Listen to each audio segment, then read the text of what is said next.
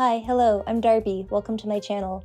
And this week, I finished reading Ripe by Sarah Rose Etter, and it was fine, easy 3-star read for me. It's supposed to be this surreal, scathing critique of Silicon Valley. We follow Cassie, a disaffected tech worker who's kind of stuck in a personal doom loop. She has a toxic job. She develops a dependency on illicit drugs in order to perform that job well. The side effects of that job mean that she can't really form meaningful relationships or romantic partnerships with anyone. The insane cost of living makes her too afraid to quit that job, and the unrelenting street homelessness crisis in San Francisco starts to slowly devastate her mental health. The story was super strong for me when it focused on those elements, but where it was kind of a dud for me was that it was ultimately a generic story of a white-collar professional's burnout. The tech company setting is there for flavor.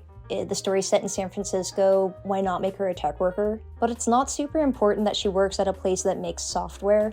Like, truly, her work setting didn't matter. She could have worked in finance, she could have been at a marketing agency, she could have been at a nonprofit, an NGO, and really nothing about the story would have changed that much. In fact, I started to dread the scenes that took place at the tech company because they started to remind me of Reading the Circle by Dave Eggers in a really bad way. Her job is at a company that is depicted as this cartoonishly evil cult filled with 2D NPC worker drones that she calls believers. And that kind of gets tedious and boring after 6 hours in an audiobook format. I guess I was hoping for something more surreal, more wacky, more weird than what I got. Because I know people can write about the modern tech industry and its disastrous consequences for the human race in a way that's interesting and unique. So if you are like me, and you read Ripe and you were a little disappointed by it, here are 4 things about big tech and technology that I think you should try reading. First, I want to start with my strongest recommendation because this is the reading experience that I was hoping to have when I read Ripe, and that is the short story Red Oil by Lincoln Michel. In the short story, we follow a gig worker who sells his blood through an app called Bleeder. Bleeder is a so-called young blood transfusion marketplace, and it's based on this real-life belief by real-life Silicon Valley billionaires that if you take blood from a young person and put it into an older person, it can reverse the process of aging or maybe even stop it. I wish I was joking.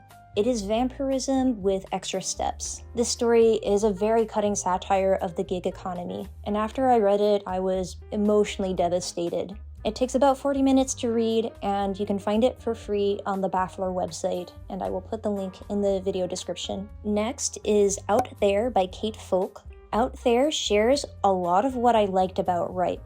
I think both writers just nail that atmosphere of millennial defeatism, that modern ennui, that malaise. My favorite story in Out There happens in 2 parts that bookend the anthology. It's a parody of modern dating culture that explores this question. What if scammers and catfishers on dating apps made flesh and blood cyborgs so that they could try to steal your identity in real life? The first part was an easy 3 stars for me, but it ascended to 5 stars after I completed the second part. Not every story in the anthology was a banger, but they are all weird and they're all mostly fun to read. My next recommendation is You Will Never Be Forgotten by Mary South. It's another collection of absurdist short stories. And if it sounds like I have a thing for short stories, it's because I do. Because I have this belief that if you're writing about the intersection of technology, people, society, most concepts can be explored pretty proficiently in about 20 pages or less. Otherwise, you have to depend on a lot of filler, like writing a heavy-handed metaphor about your depression in the form of a black hole. And there's a story in You Will Never Be Forgotten that I think supports this hypothesis. I did not enjoy reading Tender as the Flesh, but I really enjoyed reading Keith Prime. Keith Prime is, I think, the first story in this anthology, and it is what you get if you write Tender as the Flesh, but you do it in 90% fewer pages and with like 80% less smug self-righteousness. You Will Never Be Forgotten does have some very adult themes. I would avoid this book if you don't want to deal with like icky body horror or references to sexual violence. Tomorrow and Tomorrow and Tomorrow by Gabrielle Zevin needs no introduction, so I will quickly jump to why it's on my list.